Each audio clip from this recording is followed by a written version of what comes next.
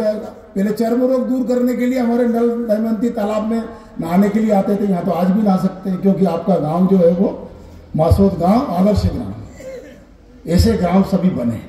और इसने जल संपदा की रक्षा करना। और चौथा है पशु संपदा। अगर पशु समाप्त हो गए, मैंने तो केवल गाय का वर्णन किया है, बाकी जितने भी पशु हमारे यहां पर है वो अप्रत्यक्ष रूप से हमारे जीवन के लिए कितने उपयोगी है। हर जीव जंतु का इस प्रकृति में रहना अनिवार्य है, चाहे वो चील हो, गिद्ध हो, कौवा हो, सियार हो, लोमड़ी हो, लकड़बग्गा हो, कोई भी हो, शेर हो, सबका रहना जरूरी है। और ये एक जीव श्रृंखला है। इस जीव श्रृंखला में से कोई एक श्रृंखला समाप्त हो गई तो एक श्रृंखला अपने आप बढ़ जाएगी या कोई श्रृंखला अपने आप समाप्त हो जाएगी। एक श्रृंखला, जैसे मैं आपको बताऊं कि जितने भी कुकू प्रजाति है, कुकू जो बोलते हैं, कोयल है, पपिया है, चातक है, ये जितने भी कुकू प्रजाति है, ये कभी भी अपने अंडे देने के लिए अपना घोंसला नहीं बनाते, कभी भी घोंसला नहीं बनाते। आइए बार कभी घोंसला नहीं बनाते। ये कहां देते हैं? तो ये बेबलर जो आती है, सद बहिना, ये हमारी जो कौवा है या छोटी छोटी चिड़िया, उसके घोंसले में जाकर के अंडे दे जाती है और फिर वो उनके बच्चों को पालते हैं। लेकिन कोयल है, पपिया है, चातक है, ये कितने महत्वपूर्ण है ये वर्णन नहीं करूंगा क्योंकि लंबा है। तो जितने पशु पक्षी हैं, इसका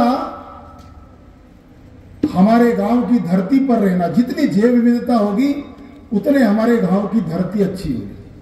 और इसलिए हर कोई ना कोई पशु किसी पर पलता है, कोई किसी पेड़ पर पलता है, कोई किसी पर अंडे देता है, कोई कहां क्या देता है। अभी कंबल कीड़े बहुत होते हैं तो चौड़े पत्ते पर देता है, चौड़े पत्ते वाली चीजें नष्ट कर दो। तो ऐसे बहुत सारे जीव हैं जो अलग अलग प्रकार से अलग अलग स्थानों पर प्रजनन करते हैं। कोई हमारा जो तालाब का क्षेत्र है, वेटलैंड जिसे कहते हैं, उस पर पैदा होते हैं। सारी तितलियां, कीट पतंगे सब वेटलैंड में पैदा होते हैं। ये जो नमी वाले क्षेत्र हैं जितने भी, तो हमारे यहां से तालाब भी खत्म हो गया, नदी खत्म हो गई तो हमारे गांव की तितलियां खत्म हो जाएगी, हमारे गांव की मधुमक्खियां खत्म हो जाएगी। जितने भी फल में वृद्धि होती है, पुष्प अगर फल बनता है तो वो मधुमक्खियों के कारण, कीट पतंगों के कारण बढ़ता है। 60-70% से ज्यादा परागण उसके माध्यम से होता है। लेकिन कीटनाशक से सब समाप्त हो रहे हैं, मधुमक्खियां समाप्त हो रही, तो मधुमक्खियां समाप्त हो गई तो हमारी आधी फसल खत्म हो जाएगी, फिर हम क्या करेंगे? तो सबका रहना जरूरी है। तो ये पशु पक्षी जो संपदा है ये भी बहुत महत्वपूर्ण है, इसकी रक्षा करनी। फिर मैंने कहा ज्ञान संपदा, ये जो हमारा परंपरागत ज्ञान है जो हमको अपने पूर्वजों से प्राप्त हुआ है, चाहे वो त्योहारों के माध्यम से होगा, चाहे वो हमारी जात कर्म के माध्यम से होगा, हमारी वंश के माध्यम से होगा, हमारे तीज त्योहार के माध्यम से होगा, किसी न किसी परंपरा के माध्यम से हमको कोई ना कोई ज्ञान मिलता है। और उस ज्ञान का लगातार पीढ़ियां उपयोग करती आई, लेकिन वो ज्ञान धीरे धीरे आधुनिक विज्ञान के कारण कर्मकांड हो गया।